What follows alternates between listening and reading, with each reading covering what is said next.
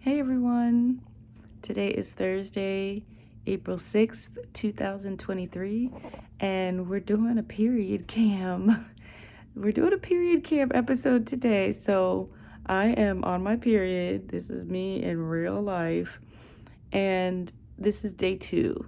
And so for me, and this has always been the case even before I had a fibroid, is that day 2 is my heaviest day.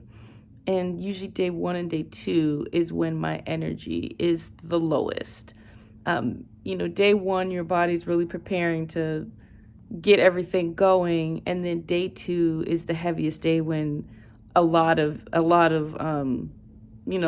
is coming out. Let's just keep it 100. So those 2 days have always been, my energy has been lower, but obviously with the fibroid, it's a notch lower.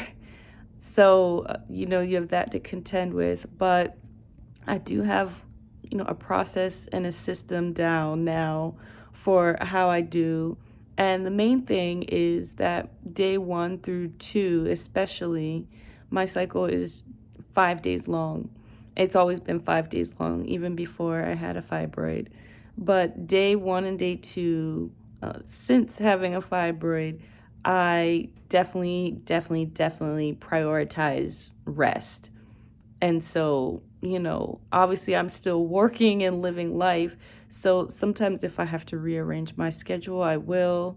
If there are meetings at work that aren't urgent, then I will reschedule them. All those things, whatever, I'm able to do to move slower, I do my best to do that to help me move slower.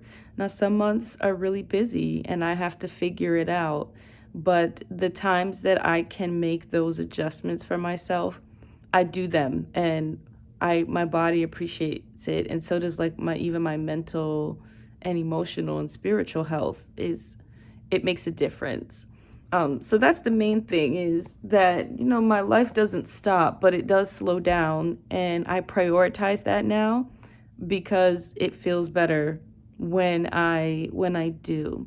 So, Jesus, guys, I feel like every time I come in here and do a vlog, there's always something on my face. The last video, there were donut crumbs on my face that I thought I had gotten all off, and now I have a pimple right underneath my eyebrow. But anyways, so day 1 and 2 are when my cramps are bad, and so I take a leave. A leave lasts for 12 hours, so you can take a leave every 12 hours. So depending on what time of the day my period comes on day 1, I take up to 2 leaves per day, and that's all you're allowed to take anyway. Obviously, 12 hours, 12 times 2, 24. And I know some people, you can take 2 leave in the first 12 hours. I normally don't have to do that. So day 1 and day 2, I'm taking a leave up to the 2 times a day. And then day 3, sometimes I will have residual cramping, but it's usually not bad enough that I need to take in a leave. And so I am not an herbalist by any stretch. However, I do work with herbs, and I know what herbs work well with my body. And so I have created a little menstrual cramp blend for myself. And so I'll usually take that tincture blend on day 3 and just a warm compress, and I'm usually fine. However, if it's day 3 and, like, let's say I'm in the office, like I have to be in the office, sometimes then I will take the leave, because if I'm going to be engaging with people and working like outside of the house, I'm going to be expending more energy, and so I might be in more pain. So it really depends on what I have going on at the time that I'm on my period. Because the one thing for me, it's one thing for me to suffer at home or like deal with certain things at home than when you're out in public and you don't have the things that you need to, take care of yourself like you would if you were at home. So if I'm out and about, I usually would definitely make sure that I take something if I'm in pain, as opposed to sometimes at home I still may experiment, especially with this menstrual cramp blend that I'm creating. So that's that. As far as like anything else, I feel is, like I said, you know, a little fatigue. It's not that I can't do anything. It's just I have to move slower or I will be in pain, like more pain. And I've learned that, you know, over time, instead of trying to force my body to just keep going and going, I'm like, no, you actually just need to slow down for 2 days. You can do that out of, you know, 30 to 31 days each month. So that's been really, really helpful. And then I can also, you know, show you the types of things that I eat and consume. Day one, I really don't eat too much. I just don't really have an appetite. Same with day two. I think because of the cramping and the pain, sometimes just eating is not on my mind, but I do eat. But usually day three is when my usual appetite returns. So yeah, so I'll take you along with me for the day and you can see what I eat, what I do. And yeah, because I think it's good to see the real life, like what's it like, and not always just seeing the summary updates, but this is what I look like. This is how I feel when I am on my period the first 3 days. So we'll come back and I'll show you what types of foods I make during this time and other things that I'm doing. All right, guys, we're up, we're showered.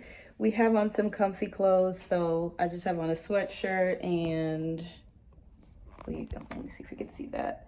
Well, I have on shorts. They're really short, but I don't know if you're like me, but when I'm on my period, I just don't like, I don't like wearing clothes.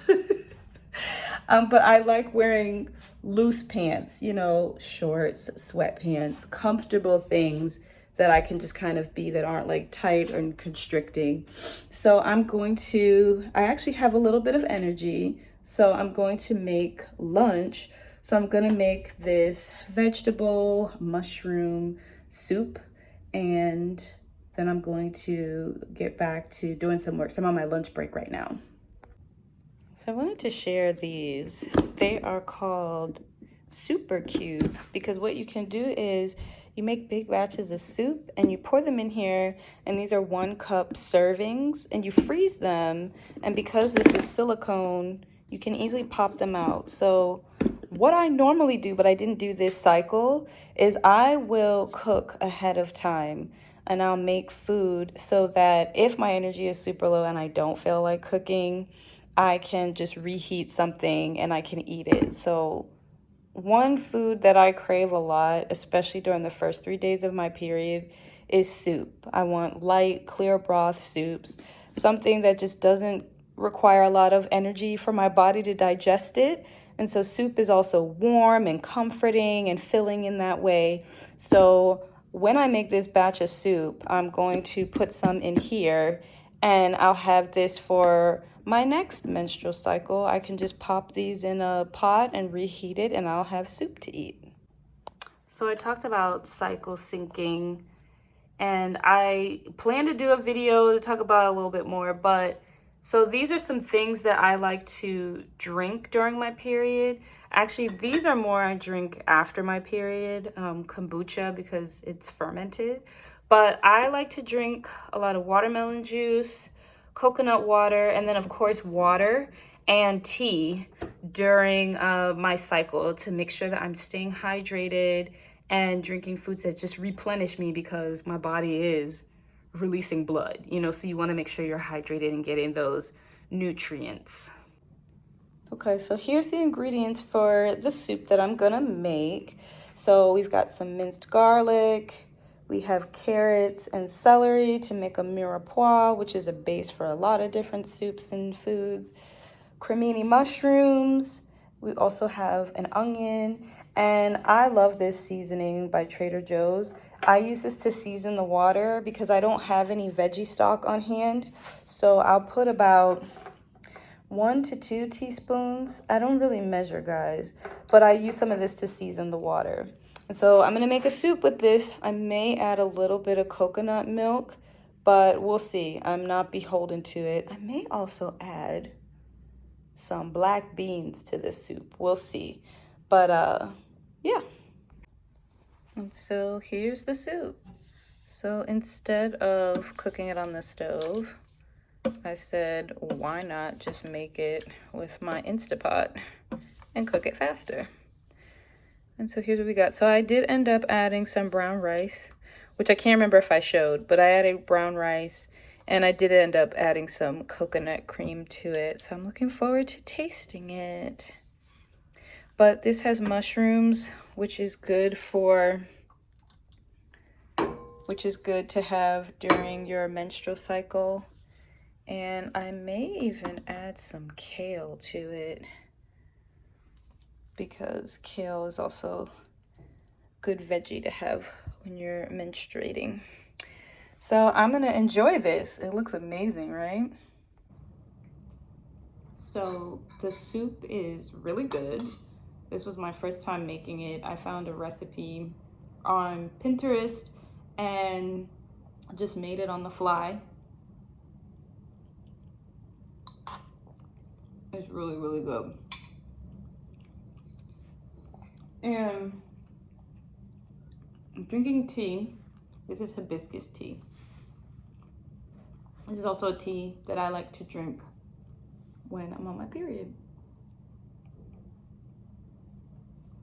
And I don't know if you're like me, but when I am on my period, I don't crave sweet things.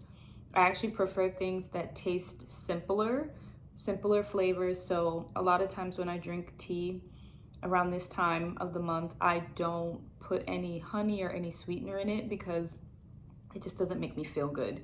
So I'm drinking this without any honey or sweetener. And then the soup is just really simple flavors with the vegetables, salt, pepper, and like that's it. Like very simple, savory flavors. But I just wanted to let you know that my soup came out really, really good. It tastes amazing. And I'm getting ready to get back to work. So I'll see you later. All right, so I put my soup, so this is 4 cups of soup across these 1 cup batches. And we're gonna put this in the freezer. And so that when my next menstrual phase begins, I have soup that I can quickly reheat and enjoy. And the rest I put in another container that I can eat for the rest of this week. Just wanted to close this vlog out. Here I am still on the couch. I just worked for the rest of the day, the rest of the work day, and I've just been relaxing and taking it easy. So I'm getting ready to go to bed soon, but this was my day, just moving slow, moving with intention, and resting as much as possible. So I did move a couple of meetings to another day, and that was so that I could rest and just move slow and work on some emails and some other things for work. But thanks for hanging out with me for the day. Until the next one, guys, stay fly and stay stay fly and stay flourishing. Good night.